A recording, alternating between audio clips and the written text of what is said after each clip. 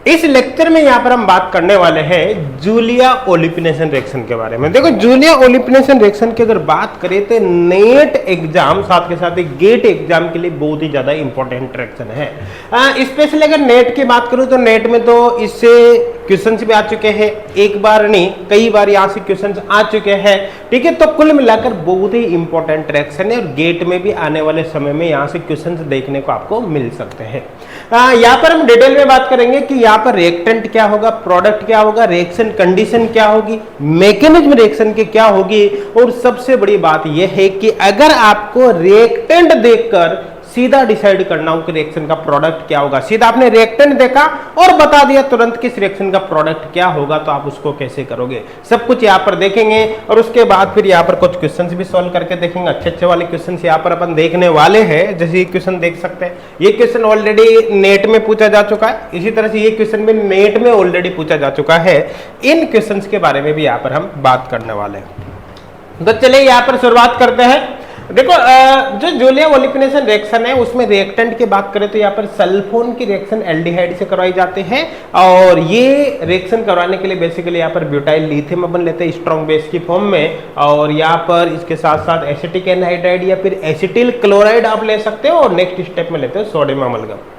इसमें बाद में कुछ मॉडिफिकेशन भी किया जाता है, उसके बारे में बात करेंगे अपन। ठीक है, इस कंडीशन में यहाँ पर ई एल्किन का फॉर्मेशन होता है। किसका फॉर्मेशन होता है भाई? ई एल्किन का फॉर्मेशन होता है।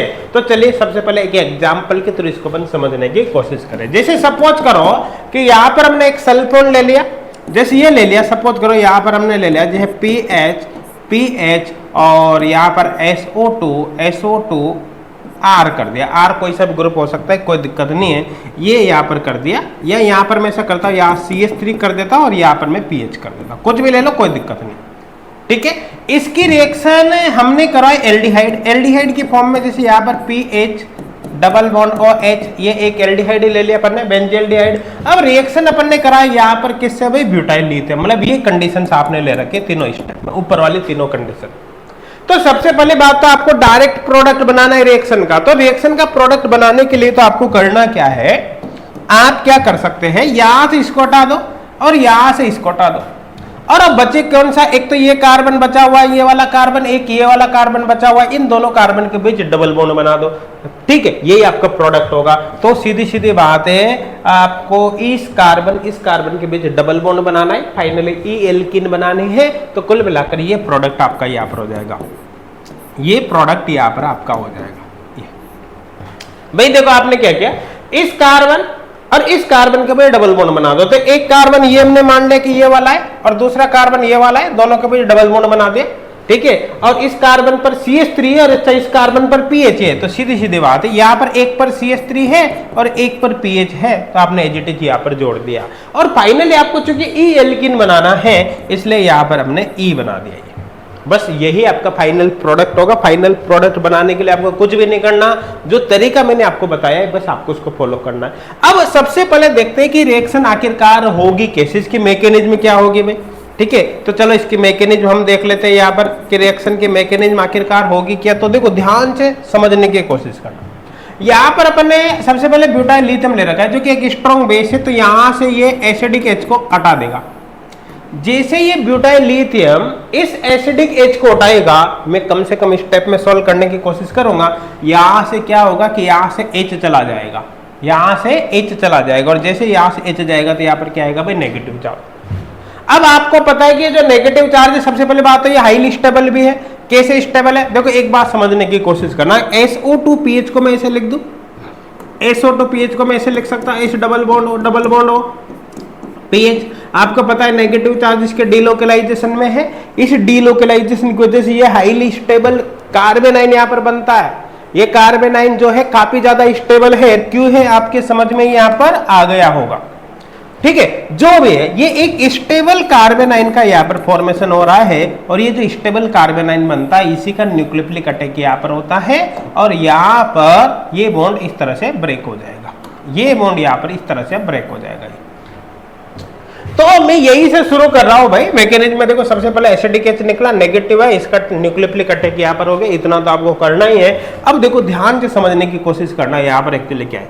देखो यहाँ पर ये CH3 है और इस कार्बन पर ये SO2 पीएच जो जुड़ा हुआ है, मैं उसको यहाँ पर इस तरह से बना रहा हूँ। देखिए CH3 है ना, यहाँ पर ये SO2 पीएच में H डबल बॉन्ड O और पीएच ऐसे लिख देता हूँ। और साथ में ये जो कार्बन इस कार्बन पर जुड़ेगा, तो ये कार्बन इस कार्बन से जुड़ेगा, ये इससे, इस कार्बन पर ये O माइनस होगा, तो यहाँ पर ये O माइनस अपन ने बना दिया, और साथ में इसी कार्बन पर यहाँ पर पीएच जुड़ेगा। यहाँ तक मेरे हिसाब से समझ में आ गया होगा। अब देखो यहाँ पर आपको क्या दे रखा है, एसिटिक एनहाइड्राइड। देखो एसिटिक एनहाइड्राइड को मैं ऐसे लिख सकता हूँ CH3 C double bond O C double bond O CH3 ये। और यहाँ पर एसिटिल क्लोराइड को ऐसे लिख सकता हूँ CH3 C double bond OCl। तो एक्चुअली होता क्या है, देखो समझने की कोशिश करना। ये जो O माइनस है, ये यहाँ पर न्यूक्लियोफिलिक अटैक करता है, ये बॉन्ड टूटता है, जब वापस बॉन्ड बनेगा तो ये लिविंग ग्रुप यहाँ से बाहर निकल जाएगा, सीधी सीधी बात है। ठीक है, ऐसा भी हो सकता है अगर आप इसके स्थान पर अगर ये लेते हो, तो ये जो O माइनस है, ये अब इस कार्बन पर अटैक करेगा, यहाँ पर ये बॉन्ड टूटेगा, जब वापस बॉन्ड बनेगा तो यहाँ से Cl बाहर निकल जाएगा। सीधी सीधी बात है, ले देकर अगर मैं बोलूं तो यहाँ पर एक्चुअली क्या होगा, ये जो ऑक्सीजन है, ये ऑक्सीजन इस ऑक्सीजन से जुड़ जाएगा आपका C double bond O CH3, ये C double bond O CH3 ये जुड़ जाएगा। तो कुल मिलाकर जैसे आप यहाँ पर रिएक्शन कराते हो किससे, Ac2O, या फिर आपने ये ले लिया जैसे CH3COCl, तो जैसे आप इससे रिएक्शन कराते हो, रिएक्शन कराने के बाद यहाँ पर इस ऑक्सीजन पर क्या जुड़ जाएगा, ऑक्सीजन पर जुड़ जाएगा C double bond O CH3। ये स्टेप समझ में आपके आ गया होगा। तो यहाँ पर मैं कर रहा हूँ भाई इसको, देखिए CH3 और यहाँ पर ये H डबल बॉन्ड O, यहाँ पर पीएच है ना, यहाँ पर ये पीएच है इसे, और ऑक्सीजन से क्या जुड़ गया, ऑक्सीजन से C double bond O CH3 जुड़ गया।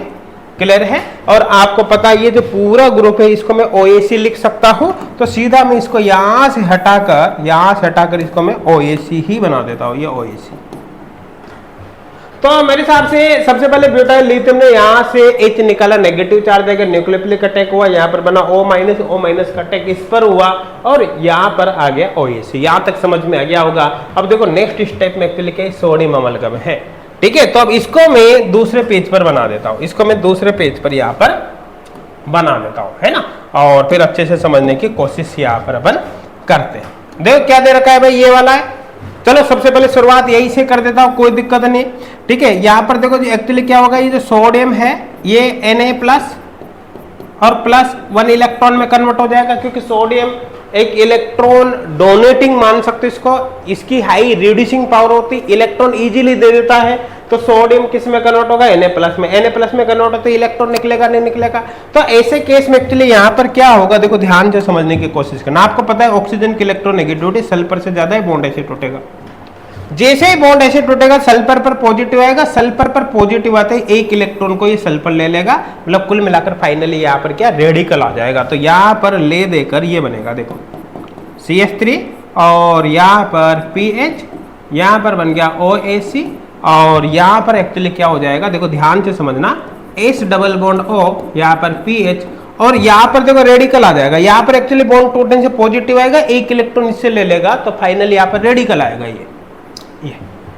ऐसे केस में ये O- यहाँ पर बनेगा, इस O- से क्या जुड़ जाएगा, Na+, तो ये O- Na+, ये होगा। इसके बाद यहाँ पर एक्चुअली क्या होने वाला है, देखिए इस बॉन्ड का होमोलाइटिक बॉन्ड क्लीवेज यहाँ पर हो जाता है, और जैसे इस बॉन्ड का होमोलाइटिक बॉन्ड क्लीवेज यहाँ पर होगा, ये जो पूरा का पूरा ग्रुप है, ये पूरा का पूरा ग्रुप है, जिसको मैं यहाँ पर PHSO2 Na, ये तो यहाँ से बाहर निकल जाएगा भाई, पूरा का पूरा ग्रुप ये तो यहाँ से बाहर निकल जाएगा, ये यहाँ से बाहर निकल जाएगा। और यहाँ पर फाइनली क्या आएगा, यहाँ पर फाइनली आ जाएगा नेगेटिव रेडिकल, ये इस तरह से, जिस यहाँ पर CH3, ठीक है, यहाँ पर ये PH, यहाँ पर OAC एजिटीज रहेगा, और यहाँ पर आएगा रेडिकल। ये मेरे हिसाब से यहाँ तक तो आपके समझ में आ ही गया होगा। अब देखो ये जो रेडिकल है एक्चुअली ये किस में कन्वर्ट होगा, देखो यहाँ पर सोडियम आपने जो लिया है इसका 1 मोल फिर काम में आने वाला है, 1 मॉलिक्यूल, तो वापस सोडियम किस में कन्वर्ट होगा, Na+ में। वापस ये जो सोडियम है वो किस में कन्वर्ट होगा, Na+ में, और Na+ साथ में यहाँ पर क्या रहेगा, इलेक्ट्रॉन। तो ये जो इलेक्ट्रॉन है अब यहाँ पर जुड़ जाएगा, इस पर जुड़ते यहाँ पर क्या जाएगा, नेगेटिव चार्ज। तो कुल मिलाकर यहाँ पर अब नेगेटिव चार्ज आ जाएगा, CH3, ठीक है, यहाँ पर ये PH, है ना, यहाँ पर OH और यहाँ पर क्या गया नेगेटिव चार्ज, उसके बाद ये डीलोकलाइज होगा और यहाँ पर डबल बॉन्ड आ जाएगा, मतलब यहाँ पर फाइनली ये प्रोडक्ट ये एल्किन बन जाएगी। तो ये सिंपल सी मैकेनिज्म है। देखो आपको इतना ही ध्यान रखना है, ज्यादा कुछ याद रखने की कोई आवश्यकता नहीं है। देखो एक बात यहाँ पर समझने का आप प्रयास करना, देखो ध्यान देना समझना। देखो शुरू में आपको पता है कि एसिडिक H को निकालेगा, नेगेटिव आएगा, न्यूक्लियोफिलिक अटैक होगा, O- बनाएगा, इसका अटैक जैसे इस पर होगा ये OAC में कन्वर्ट होगा, उसके बाद सोडियम के प्रेजेंस में ये यहाँ पर रेडिकल आएगा, होमोलाइटिक बॉन्ड की वजह से ये ग्रुप तो बाहर निकल जाएगा, फाइनली रेडिकल ये आ जाएगा ये।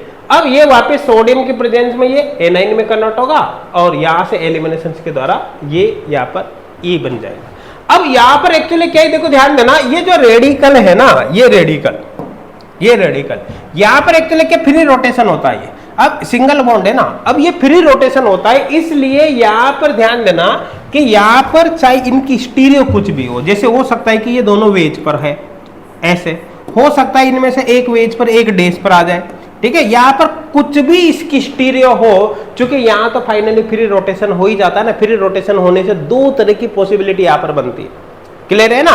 तो दो तरह की जो पॉसिबिलिटी बनती है उनमें से जो मोर स्टेबल प्रोडक्ट है ई प्रोडक्ट, क्योंकि आपको पता है मोर स्टेबल होता है ट्रांस, ठीक है, तो ये यहाँ पर मेजर प्रोडक्ट की फॉर्म में बन जाता है। तो देखो आपको ज्यादा कुछ करने की जरूरत है ही नहीं, सीधी सीधी बात है, अगर यहाँ पर ये दोनों वेज पर होता तब भी रेडिकल यही बनता, ठीक है, अगर दूसरा भी बनता तो फ्री रोटेशन द्वारा कन्वर्ट हो जाएगा इसमें, और अगर यहाँ पर एक वेज एक डेस पर हो तब भी रेडिकल यही बनेगा, क्योंकि दूसरा भी होगा तब भी वो इसी में कन्वर्ट हो जाएगा स्टेबिलिटी के अकॉर्डिंग, बल्कि ग्रुप दूर दूर चले जाएंगे, और ऐसे केस में फाइनली ये ई एल्किन में ही कन्वर्ट होगा। आपको बस इतना ध्यान रखना है, इसके अलावा और कुछ भी याद यहाँ पर नहीं रखना।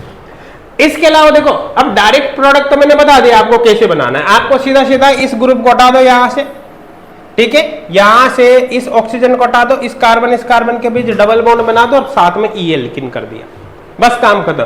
इसमें एक तरह की पॉसिबिलिटी यहां पर और बनती है, एक तरह की पॉसिबिलिटी यहां पर और बनती है जिसका अपन वन स्टेप जूलिया ओलिफिकेशन करते हैं। देखो ऐसे केस में क्या होता है, जैसे मान लो यहाँ पर N डबल बॉन्ड N, यहाँ पर अपन ने कर दिया जैसे NH, यहाँ पर N, और यहाँ पर ये डबल बॉन्ड, और यहाँ पर अपन ने कर दिया H डबल बॉन्ड O, यहाँ पर जैसे हमने कर दिया PH।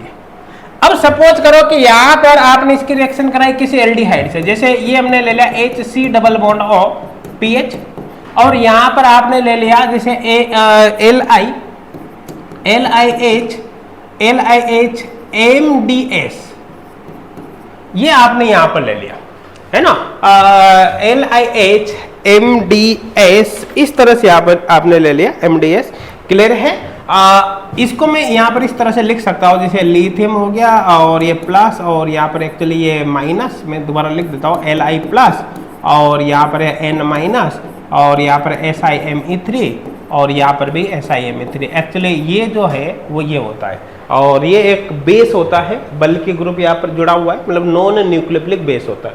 अब ये जो भी बेस है, तो अगर मान लो मॉलिक्यूल आपको इस तरह का दे रखा है, यहाँ पर कोई रिंग है, ठीक है, यहाँ पर ये है, ठीक है, साथ में इस तरह से बेस दे रखा है, एल्डिहाइड यहाँ पर दे रखा है, तो प्रोडक्ट आपको कैसे बनाना है। सबसे पहले देखो डायरेक्ट प्रोडक्ट क्या बनेगा, ऐसे केस में आपको क्या करना है कि ये जो ग्रुप है इसको SO2 की फॉर्म में निकाल दो, ये साइड प्रोडक्ट हो गया SO2।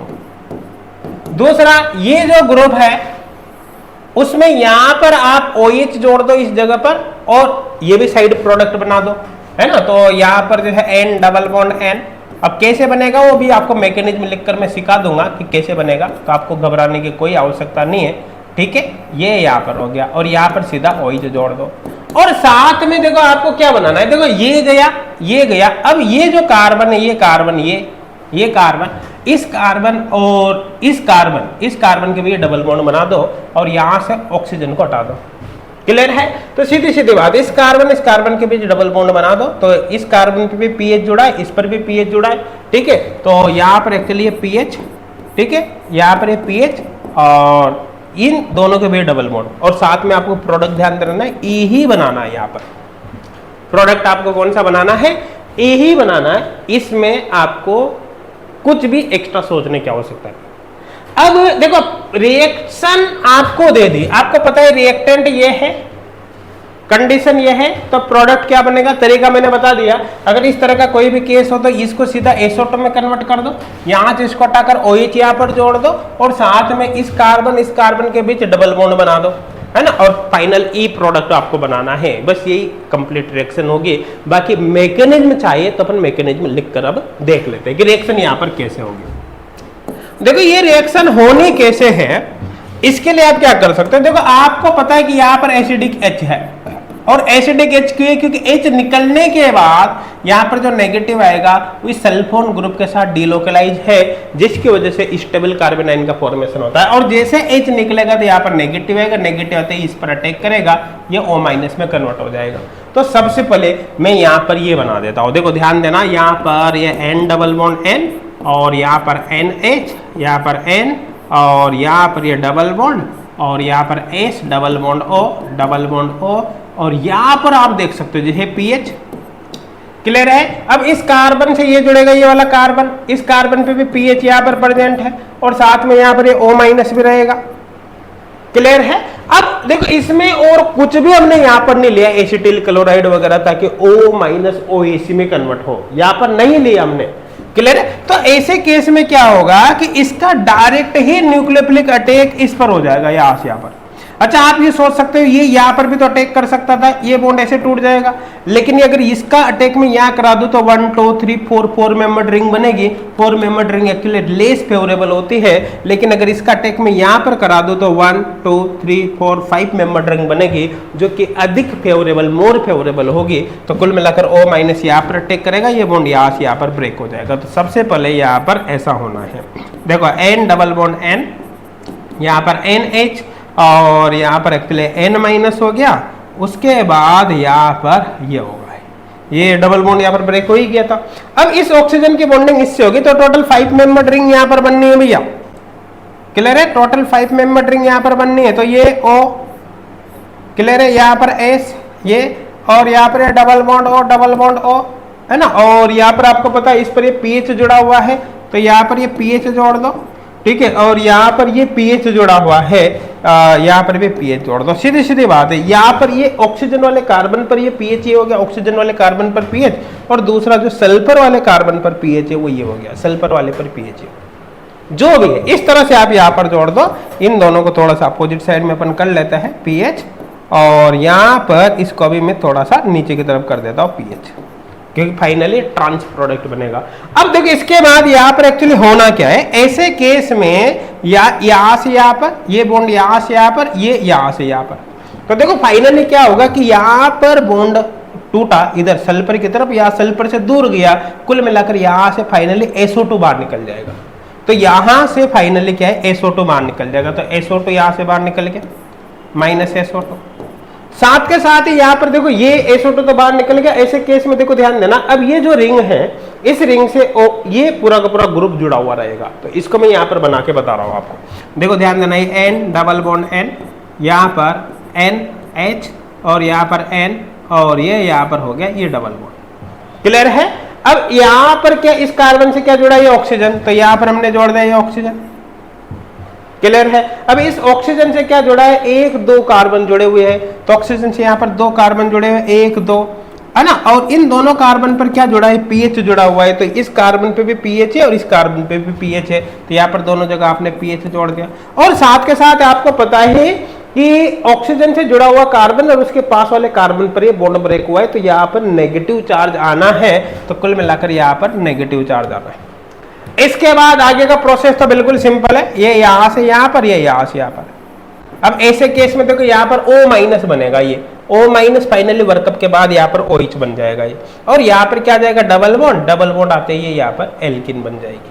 तो कुल मिलाकर फाइनली आपके पास ये बन गया। SO2 मैंने यहाँ पर निकाल दिया, या यहाँ पर लिख सकते हो आप, कोई दिक्कत वाली बात यहाँ पर नहीं है। ठीक है। तो देखो अब 2 तरह की पॉसिबिलिटी हमारे पास यहाँ पर आई। कौन सी भाई, 2 पॉसिबिलिटी हमारे पास यहाँ पर आई।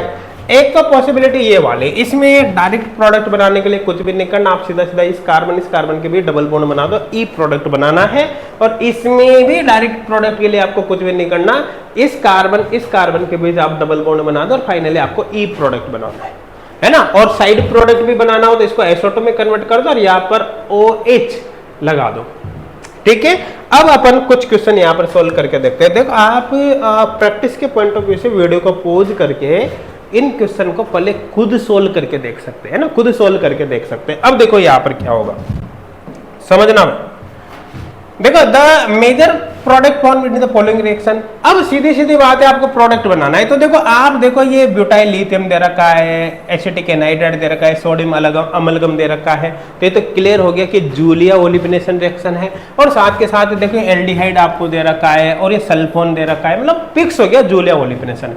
प्रोडक्ट आपको बनाना है तो क्या करना है भाई, प्रोडक्ट बनाने के लिए आपको देखो कुछ भी नहीं करना, सीधी सीधी बात है, यहां से तो SO2 को हटा दो, यहां से ऑक्सीजन को हटा दो, और सीधी सीधी बात है इन दोनों कार्बन के बीच डबल बॉन्ड बना दो बस। और डबल बॉन्ड जो बनेगा वो ई सेलेक्टिव होगा। मतलब ये जो रिएक्शन है बेसिकली क्या है, ये स्टीरियो सेलेक्टिव रिएक्शन है। आप स्टीरियो केमिस्ट्री कुछ भी ले लो रिएक्टेंट के, कोई फर्क नहीं पड़ेगा, प्रोडक्ट ई ही बनेगा। तो रिएक्शन स्टीरियो सेलेक्टिव है। तो कुल मिलाकर इस कार्बन के बीच डबल बॉन्ड बनेगा और बाकी सारी चीजें एजिटिज रहेगी। अब आप देख लो यहाँ पर कैसे, जैसे अच्छा इसमें देखो ये और ये वेज और डेस है ना, तो यहाँ तो कुछ चेंज होगा ही नहीं। तो कुल मिलाकर ये वेज डेस, ये सिस दे रखे दोनों ग्रुप, जबकि इसमें ये सॉरी वेज और डेस दे रखा है, ये ट्रांस दे रखे दोनों ग्रुप, जबकि यहाँ पर वेज दे रखा है, मतलब सिस दे रखा है। इसका मतलब ये ऑप्शन तो ऐसे ही कट गया। इसकी बात करें तो यहाँ पर भी ये सिस ही दे रखा है, कट गया।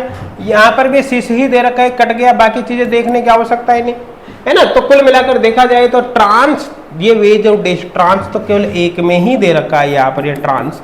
ठीक है, और 3 ऑप्शन ऑलरेडी कट गए, मतलब आंसर यही होगा। अब बाकी चीजों को मैच करना चाहो तो कर सकते हो। देखिए पूरा का पूरा group as it is match हो रहा है, और यहाँ पर ये ई भी आ रहा है, आप देख सकते हो। इन दोनों के बीच डबल बॉन्ड बनेगा वो ई है ना, और बाकी ग्रुप आप देख लो यहाँ पर ये मैच कर रहा है। मतलब आपका जो आंसर होगा ना वो भाई सी ऑप्शन यहाँ पर होगा, सी ऑप्शन यहाँ पर होगा। मेरे हिसाब से बहुत अच्छे से क्लियर हो गया होगा।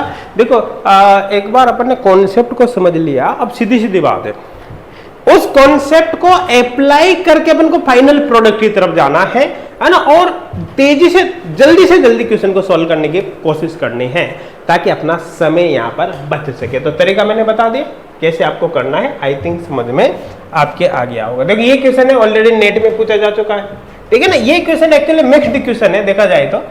यहाँ पर देख सकते हो the reaction give that E2 methyl hex 3इन। तो देखो हेक्स 3इन दे रखा है, तो 1 2 3 4 5 6 है ना, 1 2 3, तो ये 3इन और 2 मेथिल ये हो गया। तो ये 1 2 3 4 5 6 है ना। तो ये E है इसकी सिमेट्री, तो E2 मेथिल हेक्स 3इन स्ट्रक्चर बना दिया। अब किसी को अगर IUPAC नेम ही पता नहीं है तो फिर भाई दिक्कत आपके आने वाली है।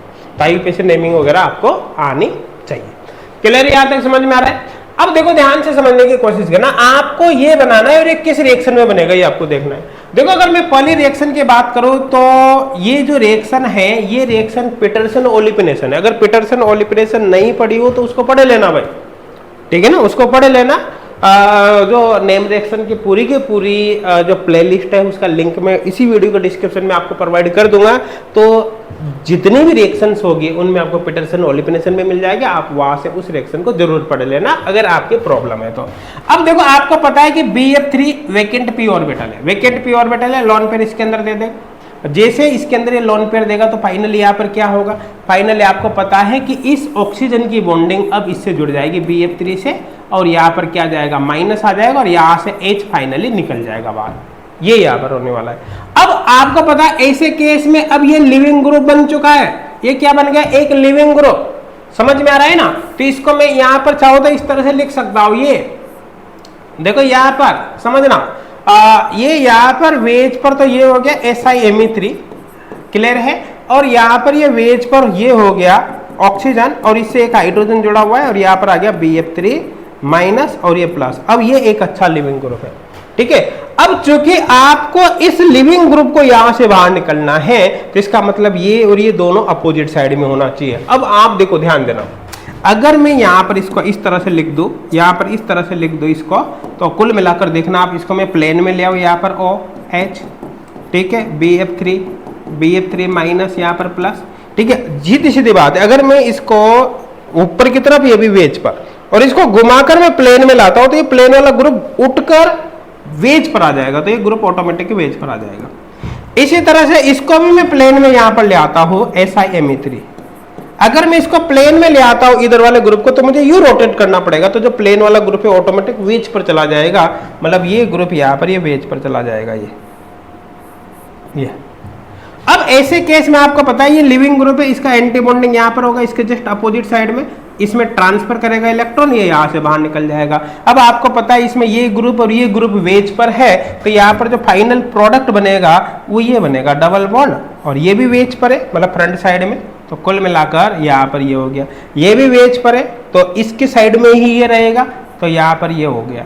ठीक है, यहाँ पर बना जेड प्रोडक्ट, कुल मिलाकर इस रिएक्शन में जेड बनेगा, जबकि आपको क्या बनाना है, ई बनाना है, मतलब ए तो यहाँ पर आपका आंसर नहीं होगा, है ना। ये रिएक्शन कौन सी भाई, पीटरसन ओलिपिनेशन है ना, पीटरसन ओलिपिनेशन। तो ये एक डिफरेंट रिएक्शन है, ठीक है, जूलिया ओलिपिनेशन नहीं है, पीटरसन ओलिपिनेशन। अगर आपको नहीं आती है, ऐसा नहीं आती तब भी दिक्कत नहीं है, क्योंकि आपको पता है इस एसिड की प्रेजेंस में लिविंग ग्रुप में कन्वर्ट होगा।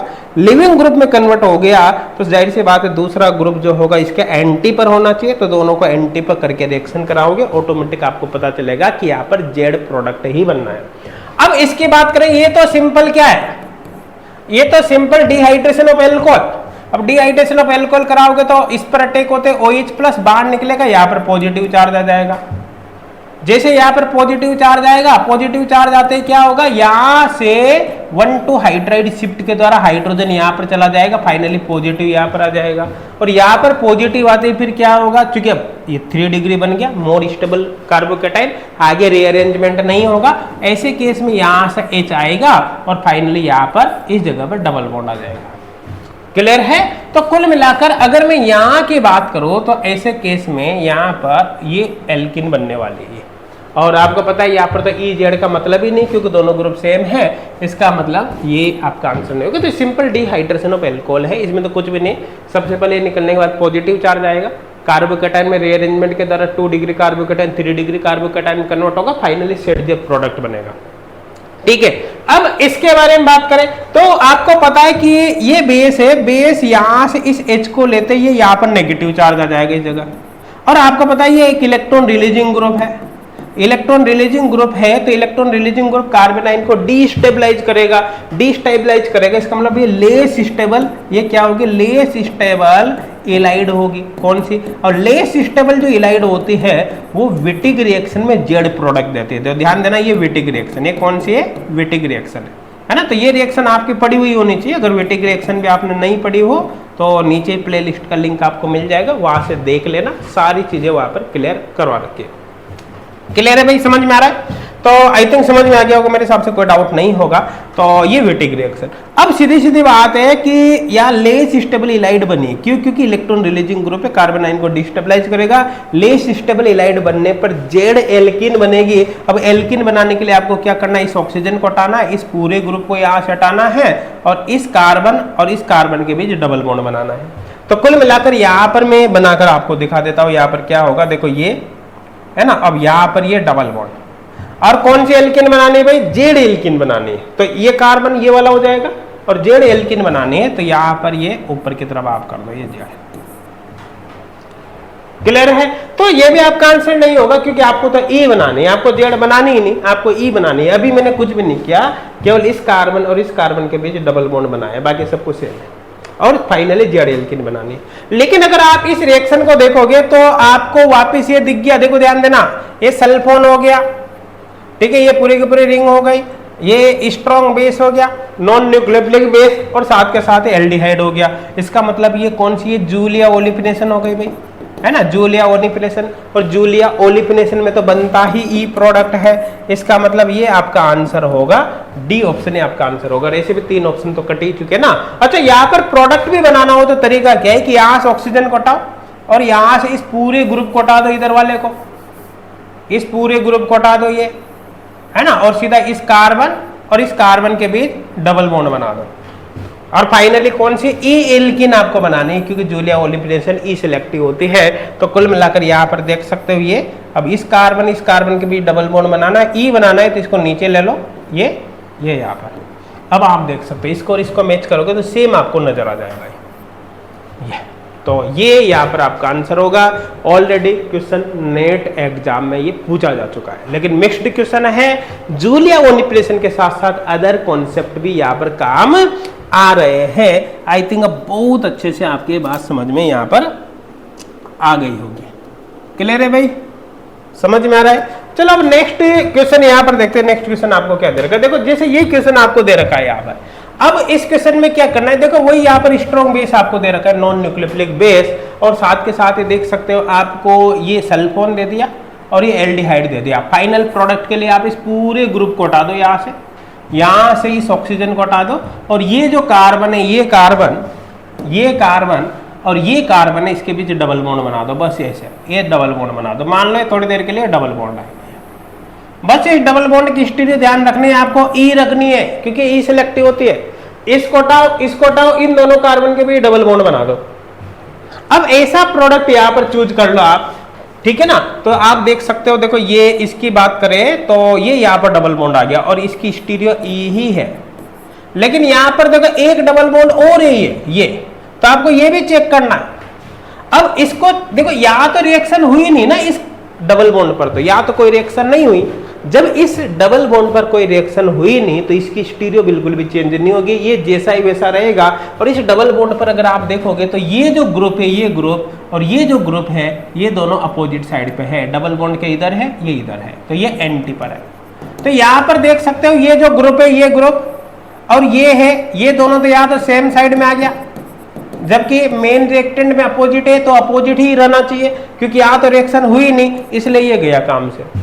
इसमें देखो ये ऑलरेडी ई दे रखा है और यहाँ पर ये ग्रुप अपोजिट भी दे रखा है, ये एंटीमर भी दे रखा है। इसका सीधा सीधा मतलब है यहाँ पर आपका आंसर ये हो जाएगा।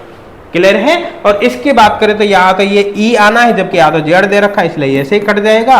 और इसकी बात करें तो यहाँ पर भी जेड दे रखा है, इसलिए आगे कुछ देखने की जरूरत ही नहीं है, ये भी ऐसे ही कट जाएगा। तो कौन सा ऑप्शन होगा भाई? बी ऑप्शन होगा।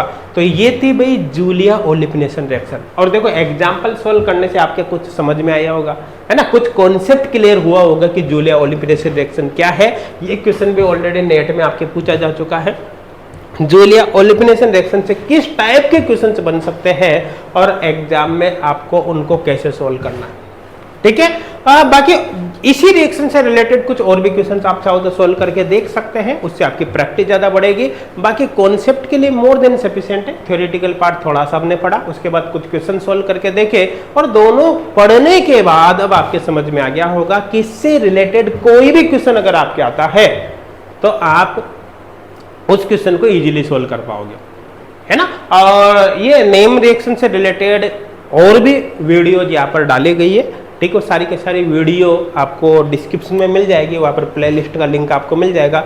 आप नेम रिएक्शन की जितनी भी वीडियो जो डाली गई है या फिर आगे डाली जाएगी उनको जरूर देखना, उससे आपके काफ़ी ज़्यादा बेनिफिट यहाँ पर होने वाला है।